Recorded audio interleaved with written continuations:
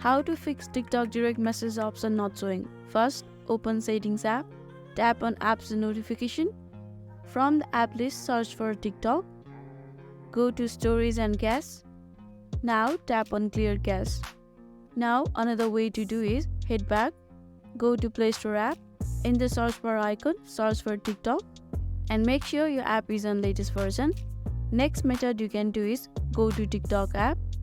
Go to the profile icon on bottom right corner of the screen.